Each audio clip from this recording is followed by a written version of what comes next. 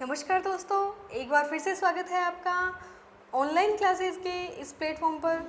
और आज की क्लास में हम जो इम्पोर्टेंट जोग्राफर हैं, अमेरिकन जोग्राफर जो अपने रिमेनिंग हैं उनको देखेंगे और कुछ जो अन्य इम्पोर्टेंट जोग्राफर्स हैं उनको देखेंगे। तो इसी कड़ी में शुरुआत करते हैं। F.K. शेफर या फ्रेड कुर्त शेफर, इनका समय है 1904 से 1953। मोस्ट इम्पोर्टेंट जोग्राफर हैं ये, इनसे रिलेटेड एक क्वेश्चन आता ही है। हार्टशॉन या शेफर में से एक क्वेश्चन जरूर आता है किसी भी एग्जाम में। तो देखते हैं इसमें ये कि मात्रात्मक क्रांति का अग्रणी विद्वान था, जो क्वांटिटेटिव रिवॉल्यूशन है उसका पायनियर कहा जाता है उसमें ये। और ये भूगोल में अपवादात्मक जो ज्योग्राफी है, एक्सेप्शनलिज्म जो ज्योग्राफी है उसको विकसित करने का श्रेय दिया जाता है। इससे पहले हमने देखा था कि जो अपवादवाद है उसकी नींव किसने डाली थी। अगर आपको याद हो तो ये नींव जो है वो कांट ने डाली थी। तो कांट जो है वो भूगोल और इतिहास दोनों को ही अपवादवादी विज्ञान मानता था। तो ये आपको ध्यान रखना है, कांट ने नींव डाली थी। और उसको हवा किसने दी या फिर उसको विस्तृत रूप में किसने बढ़ाया, तो वो बढ़ाया कुर्त शेफर ने। तो इसका डिटेल स्टडी करेंगे। इन्होंने क्या बताया कि ज्योग्राफी जो है, भूगोल है, उसको नोमोथेटिक विज्ञान माना। नोमोथेटिक का मतलब होता है दो अप्रोच होती है, एक तो होती है इडियोग्राफिक और एक होती है नोमोथेटिक। ये दोनों ही अपन ने जो हेटनर वाला जो वीडियो है उसमें देखा था हमने अच्छे से डिटेल से। तो इडियोग्राफिक में क्या होता है, किसी भी जो फील्ड है उसकी स्टडी करनी है तो उसकी यूनिकनेस को लेकर, उसकी जो विशिष्टता है या अनूठापन है उसको लेकर स्टडी करना। और नोमोथेटिक में क्या होता है, नोम्स का मतलब होता है सामान्य, सामान्य का मतलब होता है सामान्य अध्ययन करना। जो नॉर्मल जो रूल्स होते हैं उनके अकॉर्डिंग सामान्य जो विज्ञान होता है, कोई भी एक डिसिप्लिन होता है, उसके कुछ नियम होते हैं जो हर क्षेत्र पर लागू होते हैं। तो इन्होंने क्या बताया कि कोई भी क्षेत्र है उसकी यूनिकनेस का न मानकर, अनूठा न मानकर, उसको एक सामान्य विज्ञान की तरह उसके नियम होने चाहिए और उसी आधार पर उसका अध्ययन किया जाना चाहिए। तो इनकी अप्रोच को ध्यान रखना है, मोस्ट इंपॉर्टेंट है। इनकी अप्रोच है नोमोथेटिक। और इन्होंने क्या बताया कि जो नोमोथेटिक अप्रोच है वो किस काम आती है, डिसीजन मेकिंग में। अब देखिए, हमें छोटा नागपुर पठार है उसका अध्ययन करना है, तो माना कि उसमें कुछ यूनिकनेस है कि वो सबसे ज़्यादा खनिज में धनी है, खनिज संसाधन वहाँ पर बहुत ज़्यादा पाए जाते हैं। पर अगर हम उसको यूनिकनेस को लेकर उसका अध्ययन करेंगे और उसको यूनिक मान लेंगे तो उसमें क्या है कि हम ट्रांसपोर्ट डेवलप नहीं कर पाएंगे, इंडस्ट्री के जो इंडस्ट्रियलाइजेशन उसका नहीं कर पाएंगे। तो यूनिकनेस से न उसका अध्ययन कर कर हमें सामान्य नियम बनाकर उसका फिर उसका अध्ययन करना चाहिए, ताकि वहाँ पर इंडस्ट्री, ट्रांसपोर्ट और जो भी फैसिलिटीज़ हैं वो इजीली हम उसमें प्रोवाइड कर पाएँ, अवेलेबल करा पाएँ। तो इन्होंने क्या बताया कि नोमोथेटिक विज्ञान है और ये डिसीजन मेकिंग का संबंध है। नोमोथेटिक का मतलब सामान्य नियम है, वो किस काम आते हैं, किसी भी क्षेत्र के बारे में हमें निर्णय लेने में स्वतंत्र बनाते हैं या निर्णय लेने में हमारी हेल्प करते हैं। तो नोमोथेटिक विज्ञान बताया जिसका संबंध डिसीजन मेकिंग से बताया और उस क्षेत्र की विशिष्टताओं को उजागर करता है। ये जो अप्रोच है, नोमोथेटिक अप्रोच है, वो उस क्षेत्र की विशिष्टताओं को उजागर करता है। नेक्स्ट, इन्होंने जो अप्रोच बताई, नोमोथेटिक अप्रोच बताया कि भूगोल जो है उसको एक सामान्य नियम बनाने चाहिए उसमें। जैसे कोई भी विज्ञान है, जैसे केमिस्ट्री है, फिजिक्स है, तो इनमें क्या है, सामान्य नियम है। तो सामान्य नियम होंगे तो वो सभी जगह यूनिवर्सल होंगे, सार्वभौमिक नियम होंगे, पूरे विश्व पर लागू होंगे। तो इस प्रकार से इन्होंने भी भूगोल को सामान्य नियम पर आधारित विज्ञान बताया। तो इस आधार पर क्या हो गया, हार्टशॉन और शेफर विवाद शुरू हो गया, क्योंकि हार्टशॉन ने कहा था कि भूगोल है उसके अनूठेपन के आधार पर हमें उसका अध्ययन करना चाहिए। अगर हम उसको एक सामान्य विज्ञान बना देंगे अन्य विज्ञानों की तरह, प्राकृतिक विज्ञानों की तरह, तो उसका जो भूगोल का जो सौंदर्य है वो ही नष्ट हो जाएगा, उसका जो इम्पोर्टेंस है वो ही खत्म हो जाएगी, ऐसा कहा था हार्टशॉन ने। तो इन्होंने, हार्टशॉन की बुक आई थी 1939 में, नेचर ऑफ ज्योग्राफी। तो उसी का विरोध करते हुए इन्होंने एक निबंध लिखा था। 1939 में आई थी नेचर ऑफ ज्योग्राफी, जो पहली बुक पढ़ी थी हमने हार्टशॉन में, और जो दूसरी बुक पढ़ी थी वो 1959 में आई थी, perspective of the nature of geography, ऐसे करके। तो दोनों बुक इम्पोर्टेंट है हार्टशॉन की। और ये जो 1939 वाली बुक है, इसी में इसको ही आधार मानकर फिर इन्होंने एक निबंध लिखा। F.K. जो शेफर हैं, कुर्त शेफर हैं, इन्होंने exceptionalism in geography A methodological examination, तो ये इनका निबंध है जो कि 1953 में पब्लिश हुआ था। और इस निबंध में ही इन्होंने इसके जो हार्टशॉन है इनकी आलोचना करी थी कि भूगोल जो है वो एक नोमोथेटिक विज्ञान होना चाहिए, सामान्य नियम पर आधारित विज्ञान होना चाहिए, न कि यूनिकनेस या अनूठेपन वाला विज्ञान होना चाहिए। तो आपको समझ में आ गया होगा। अगर फिर भी नहीं समझ में आया, नोमोथेटिक और जो इडियोग्राफिक अप्रोच है इनमें मैंने पहले भी एक वीडियो है उसमें डिटेल से टेबुलेटेड लिस्ट से डिफरेंस बताया हुआ है, तो आप उस वीडियो को फिर से देख सकते हो। हैटनर वाला जो वीडियो है लिंक डिस्क्रिप्शन में दिया हुआ है। तो इनके बारे में एक इम्पोर्टेंट स्टेटमेंट है कुर्ट शेफर के बारे में, विलियम बुंगे का, उसको भी देख लेते हैं। कई बार क्या होता है डायरेक्ट स्टेटमेंट आ जाते हैं। तो इनका समय देख लिया था हमने 1904 से 1953 कुर्ट शेफर का समय है, और फेमस ज्योग्राफर हैं और पायोनियर ऑफ क्वांटिटेटिव रिवॉल्यूशन, ये हमने देख लिया था। मात्रात्मक क्रांति का जो अग्रणी विद्वान है वो है कुर्ट शेफर। और कुर्ट शेफर के बारे में स्टेटमेंट है विलियम बुंगे का कि Kurt Schaefer was a whole man, एक conscious member of the human race, जो मानव प्रजाति है उसका एक सावचेत सदस्य था, साइंटिस्ट था और एक इंटेलेक्चुअल पर्सन था जो कि अपने ह्यूमनिस्ट कमिटमेंट के लिए याद किया जाता है या जाना जाता है। तो मानव भूगोलवेता है कुर्ट शेफर। तो ये स्टेटमेंट डायरेक्ट पूछा जा सकता है क्या, कई बार हमें देखा होता है स्टेटमेंट तो हमें याद रह जाता है। ये विलियम बुंगे जो कि थ्योरेटिकल ज्योग्राफर है, विलियम बुंगे की बुक भी है थ्योरेटिकल ज्योग्राफी, इसको भी हम देखेंगे आगे। यहाँ मैं थोड़ा सा बता देती हूँ, थ्योरेटिकल ज्योग्राफी इनकी बुक है और ये एक सिद्धांतकार ज्योग्राफर है, इंपॉर्टेंट ज्योग्राफर है विलियम बुंगे। इसको आप याद रखना, विलियम बुंगे थ्योरेटिकल ज्योग्राफर है। और कुर्ट शेफर के बारे में हमने अध्ययन कर लिया है। नेक्स्ट अपने साइंटिस्ट हैं वॉल्टर इजार्ड। वॉल्टर इजार्ड जो हैं इनका योगदान रीजनल जो ज्योग्राफी है उसमें है। ये प्रादेशिक विज्ञानी हैं, किसी रीजन को लेकर अध्ययन करना रीजनल ज्योग्राफी कहलाता है। तो इनका समय है 1919 से 2010 और रीजनल साइंटिस्ट हैं ये, अमेरिकन प्रादेशिक विज्ञानी है। तो हमें यहाँ सिर्फ उसका फील्ड याद रखना है और वो किस कंट्री से बिलोंग करता है ये ही ध्यान रखना है। मैं बार बार बोल रही हूँ क्योंकि आप इतने सारे देखकर डर ना जाओ, इसलिए ये बात मैं बार बार बोल रही हूँ। तो इनका वर्क किस में है, प्रादेशिक अध्ययन में, रीजनल जो स्टडी है उसमें, और नगर नियोजन जो होता है या प्रदेश का नियोजन किस प्रकार से किया जाए उसमें इनका योगदान है। और इन्होंने औद्योगिक भूगोल में स्थानापन्न विचारधारा जो सब्स्टिट्यूशनल थ्योरी होती है उसका प्रतिपादन किया। अब ये जो थ्योरी है इनकी किस में काम आती है, जो इंडस्ट्री है उसकी लोकेशन किस प्रकार से होनी चाहिए और इंडस्ट्री को डेवलप करने के लिए क्या क्या फैक्टर्स इंपॉर्टेंट है, लोकेशन किस प्रकार से एक इम्पोर्टेंट रोल प्ले करती है। तो इस प्रकार से इनकी विचारधारा है। जो इंडस्ट्री है वो एक पर्टिकुलर उसी जगह पर क्यों विकसित हुई, वहाँ क्या ऐसी फैसिलिटीज़ थी, क्या संसाधन थे, लेबर जो सस्ती थी या फिर जल या विद्युत है उनकी प्रचुरता थी। तो इस प्रकार से इन्होंने इंडस्ट्री की जो स्थापना में जो महत्वपूर्ण कारक हैं वो बताएं। तो वॉल्टर इजार्ड का जो वर्क है वो है सब्स्टिट्यूशनल थ्योरी और स्थानापन्न विचारधारा पर इनका वर्क है। रीजनल साइंटिस्ट हैं ये, प्रादेशिक विज्ञानी हैं और नियोजन में इनका वर्क है। तो इम्पोर्टेंट बुक्स हैं इनकी, इंट्रोडक्शन टू रीजनल साइंस 1975 में है। Introduction to regional science, regional scientist है ये, तो बेसिकली पता चल जाएगा अपने को कि इंट्रोडक्शन टू रीजनल साइंस। ऐसी बहुत सारी बुक देख चुके हैं अपन पहले भी, introduction to agriculture geography, introduction to industrial geography, इस प्रकार से। तो आप इसकी फिर से एक लिस्ट बना सकते हो कि ये इंट्रोडक्शन वाली बुक किस किस की है। और एक डेविड हार्वे की भी है, introduction to explanation in geography है डेविड हार्वे की, और एक्सेप्शनलिज्म इन ज्योग्राफी है कुर्ट शेफर की। तो नेक्स्ट इनकी बुक है regional input and output study 1971 में। तो दोनों ही बुक है इनकी, रीजनल स्टडी पर बेस्ड ये बुक्स हैं, ध्यान रख सकते हो आप इनका। बुक्स क्या होती है डायरेक्ट पूछी जा सकती है तो हमें उसको लर्न करना होता है। वॉल्टर इजार्ड के बारे में एक इम्पोर्टेंट टर्मिनोलॉजी ये भी पूछी जा सकती है कि प्रोमिनेंट अमेरिकन इकोनॉमिस्ट है ये और principal founder of discipline of regional science. जो रीजनल साइंस को एक विशिष्ट श्रेणी का विज्ञान बनाने में इनका महत्वपूर्ण योगदान है, और as well as one of the main founder of discipline of peace studies and peace economics.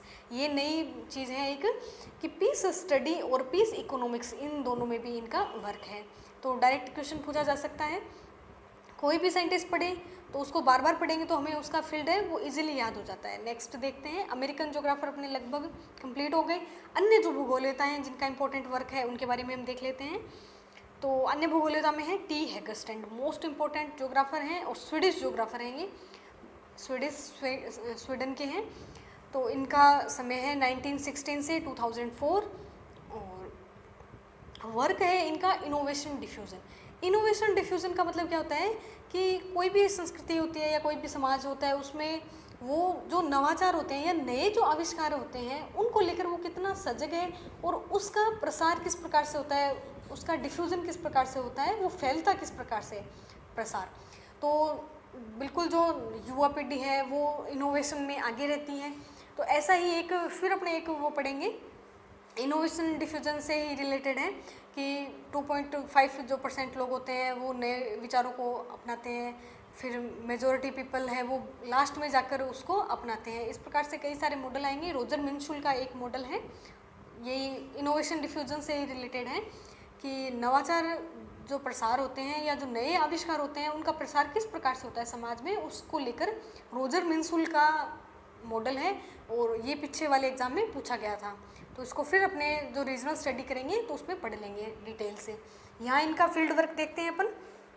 इनका फील्ड वर्क है ह्यूमन माइग्रेशन में। ह्यूमन माइग्रेशन मानव प्रवास जो है वो किस प्रकार से होता है, प्रवास को प्रभावित करने वाले कारक कौन कौन से होते हैं, जनसंख्या घनत्व और रोजगार भी एक इम्पॉर्टेंट फैक्टर होता है मानव प्रवास के लिए। शांति भी एक इम्पॉर्टेंट वर्क है। अब हम में से कोई पैसे दे दे तो भी सीरिया में जो गृह युद्ध चल रहा है वहाँ रहना पसंद नहीं करेगा। तो इस प्रकार से प्रवास को प्रभावित करने वाले बहुत से कारक होते हैं। तो इन्होंने जो ह्यूमन माइग्रेशन है उस पर कार्य किया और कल्चरल डिफ्यूजन जो है उस पर कार्य किया। कल्चरल डिफ्यूजन का मतलब क्या होता है, ट्रांस कल्चरल डिफ्यूजन, इसको वर्ड को ध्यान में रखना। ट्रांस कल्चर डिफ्यूजन का मतलब क्या होता है, एक संस्कृति से दूसरी संस्कृति में जो विचार होते हैं या फिर जीवन शैली उनकी है वो किस प्रकार से प्रभावित होती है। जैसे एक समाज है उसकी पारंपरिक वेशभूषा है और दूसरा समाज है उसकी भी पारंपरिक वेशभूषा है। कुछ समय के बाद क्या होता है कि ये इसमें भी कुछ नवाचार आ जाते हैं, कुछ इसमें नवाचार आ जाते हैं, तो इनकी क्या होती है संस्कृति जो है वो मिक्स टाइप की होती है। तो वर्तमान में हम देख रहे हैं कि अपने देश में भी जो पाश्चात्यकरण हो रहा है अपनी संस्कृति का, तो अपनी संस्कृति भी बिल्कुल हाशिए पर ढकेली जा रही है। आज हम लोग हैं वो जो मॉडर्न, ठीक है सभ्यता से मॉडर्न होना अलग चीज़ है और अपनी संस्कृति और सभ्यता को एक सम्मान की दृष्टि से देखना, तवज्जो देना वो अलग बात है।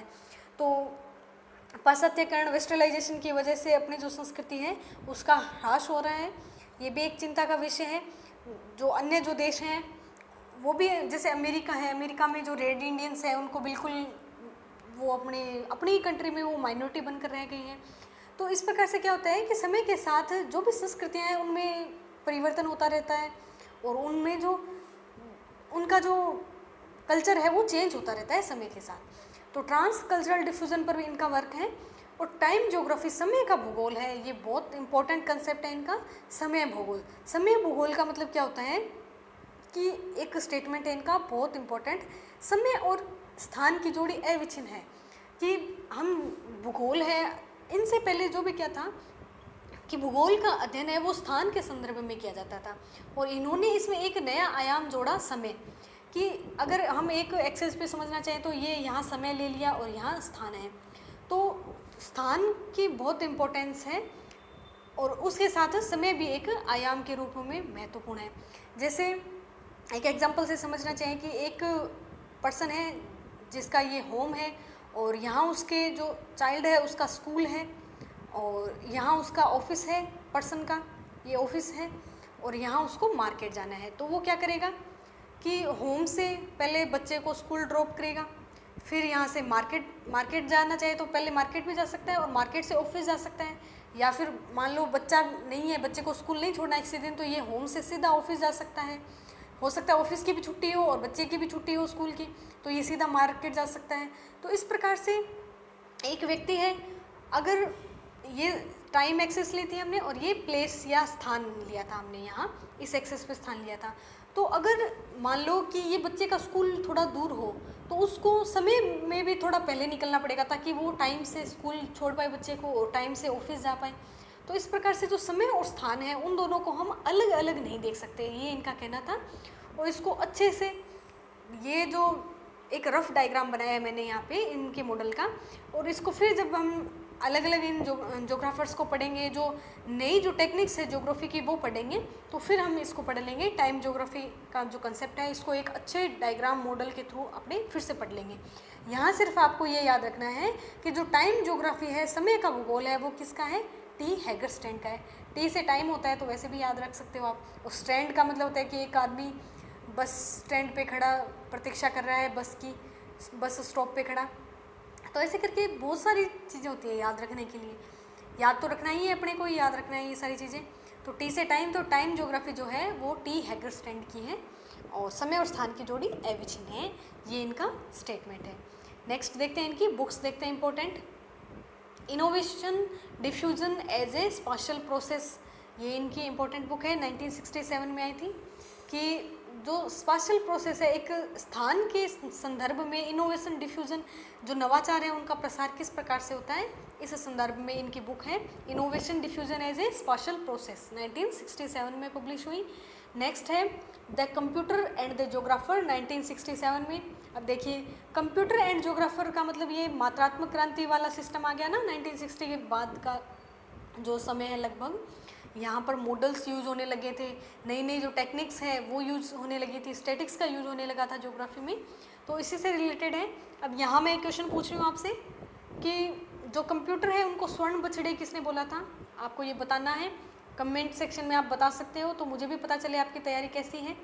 कंप्यूटर्स को स्वर्ण बछड़े किस साइंटिस्ट ने बोला था, और जो पहले मात्रात्मक क्रांति का समर्थक था और बाद में पक्ष त्यागी हो गया था। तो इतनी हिंट काफ़ी है, आप बताना इसको। क्वेश्चन को अगर आपने पीछे वाले लेक्चर अच्छे से अध्ययन किए हैं तो ज़रूर बताना। नेक्स्ट है space time and human condition, ये भी इनकी इंपॉर्टेंट बुक है। अब आपको अगर याद हो तो स्पेस प्लेस एंड जेंडर, ये वाली थी डोरेन मेसी की, तो आप अच्छे से याद रख सकते हो, इसमें कोई प्रॉब्लम नहीं है। जितनी बार रिवीजन करोगे उतना ही याद रहेगी, चीज़ें आपके दिमाग में स्टोर हो जाएगी। तो स्पेस प्लेस एंड जेंडर है, डोरेन मेसी की बुक है, तो अगर याद नहीं आ रहा है तो फिर रिवाइज कर सकते हो। महिला भूगोलवेता है डोरेन मेसी, ये बुक आई थी इनकी 1975 में, space time and human conditions. Next है द ग्लोबल एंड लोकल, ये इनकी है 1992 की बुक है, तो इसमें इंपॉर्टेंट है लगभग सभी, पर इसको इनोवेशन डिफ्यूजन को तो आप याद रख लेना, और ये space time and human condition को भी याद रखना। तो टी हैगरस्टैंड के बारे में हमने पढ़ लिया, इंपॉर्टेंट ज्योग्राफर हैं, बार बार पढ़िए, इसको याद कीजिए। नेक्स्ट है इमैनुअल कैस्टल। इमैनुअल कैस्टल और इमैनुअल कांट में बिल्कुल कन्फ्यूज़न नहीं होना है। इमैनुअल कांट बहुत पहले पुनर्जागरण काल के भूगोलवेता हैं, और इमैनुअल कांट और वारेनियस जो है उनको हमने साथ साथ पढ़ा था। तो ये है Emmanuel Castells. Emmanuel Castells 1942, sorry हमने इनकी इमेज नहीं देखी थी ना टी हैगरस्टैंड की। टी हैगरस्टैंड की इमेज देखते हैं पहले, ये है टी हैगरस्टैंड की इमेज, 1991 की इमेज है ये, और टाइम ज्योग्राफी के लिए फेमस है ये। समय स्थान की जोड़ी एविचिन है, ये इनका स्टेटमेंट है। तो इमेज देख ली आपने। नेक्स्ट देखते हैं इमैनुअल कैस्टल।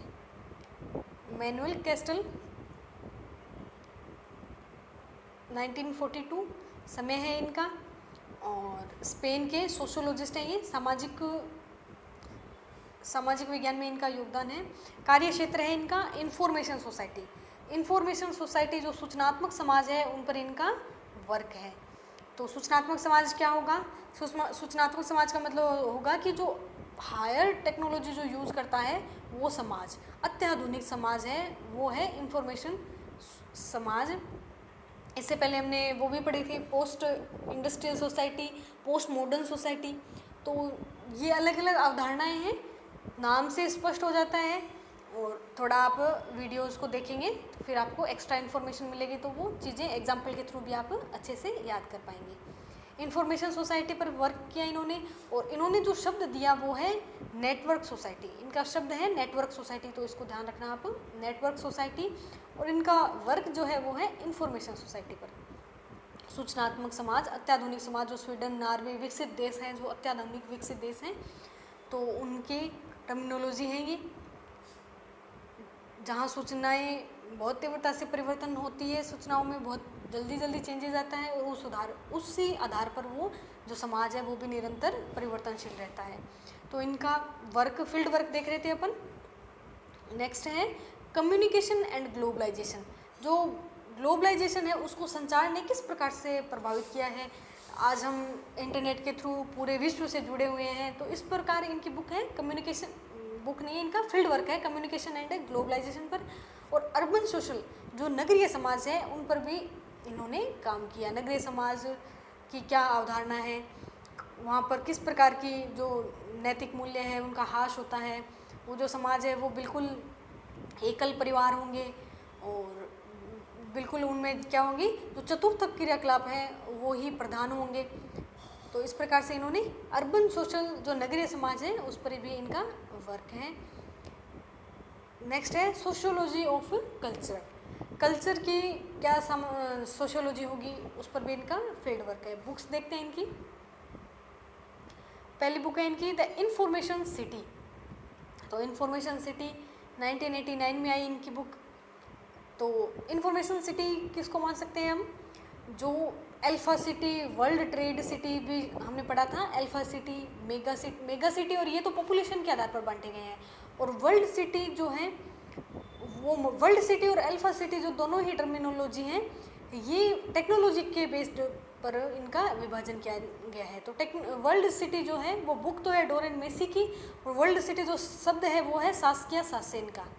तो इसको फिर नगरीय भूगोल जो पढ़ेंगे अर्बन, तो उसमें पढ़ लेंगे। सास्किया सासेन का शब्द है वर्ल्ड सिटी। वर्ल्ड सिटी का मतलब जैसे न्यूयॉर्क है, लंदन है, तो ये वाली जो सिटीज़ हैं ये आती है वर्ल्ड सिटी में और इंफॉर्मेशन सिटी में। ये जो सिटीज़ हैं अपनी इंफॉर्मेशन के थ्रू पूरे वर्ल्ड को कंट्रोल करती है, पूरे वर्ल्ड में सूचनाएं हैं उनका प्रसार करती है। तो यहाँ पर क्या होते हैं, बड़ी बड़ी जो इंडस्ट्री हैं उनके कार्यालय होते हैं, मुख्यालय होते हैं। तो यहाँ से पूरा जो विश्व है उसको कंट्रोल किया जाता है। तो इंफॉर्मेशन सिटी इनकी बुक है। नेटवर्क सोसाइटी इनका शब्द दिया हुआ है।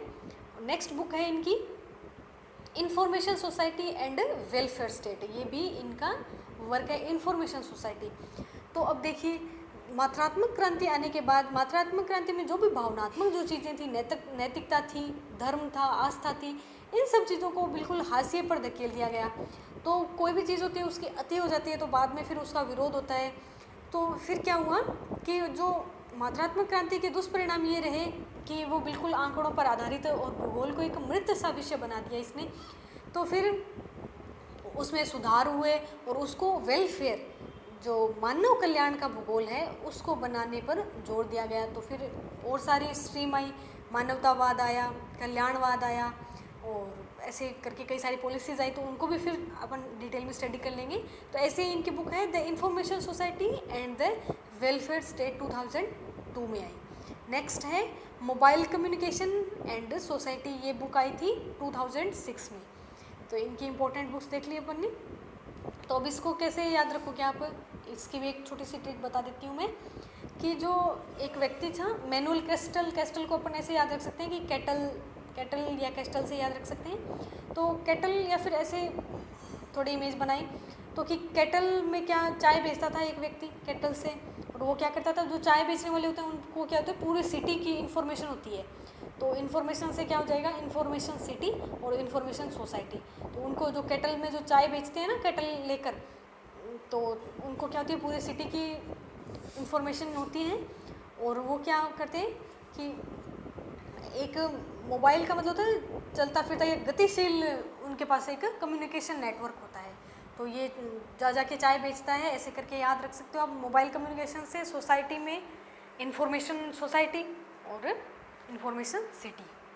तो अगर ट्रिक अच्छी नहीं लगी तो आप अपनी खुद की बना सकते हो, कमेंट सेक्शन में डाल सकते हो, मुझे भी पता चले आप कितनी अच्छी ट्रिक बना सकते हो। तो आज हमने पढ़ लिया, अमेरिकन जोग्राफर्स को कंप्लीट कर लिया, और कुछ जो अन्य भूगोल होता है, टी एगरस्टेन को पढ़ लिया, मैनुअल कैस्टल को पढ़ लिया। तो इम्पोर्टेंट जो जोग्राफर्स हैं अपने वो कवर हो गए। इनकी बुक है नेक्स्ट, एक ये भी इम्पोर्टेंट बुक है इनकी, city class and power. Manual castle की बुक है सिटी क्लास एंड पावर। और इनका मोस्ट इम्पोर्टेंट जो इनका वर्क है वो है इंफॉर्मेशन सोसाइटी, सोशोलॉजिस्ट थे ये, स्पेनिश सोशोलॉजिस्ट, ये हमने देख लिया था। कम्युनिकेशन एंड ग्लोबलाइजेशन में इनका वर्क है, और ये इतना ही दिया हुआ है इसमें। Next the city and the grass root, ये भी इनकी इंपॉर्टेंट बुक है, वहाँ हमने ली नहीं थी, तो इसको भी आप ध्यान में रख सकते हो, the city and grass root.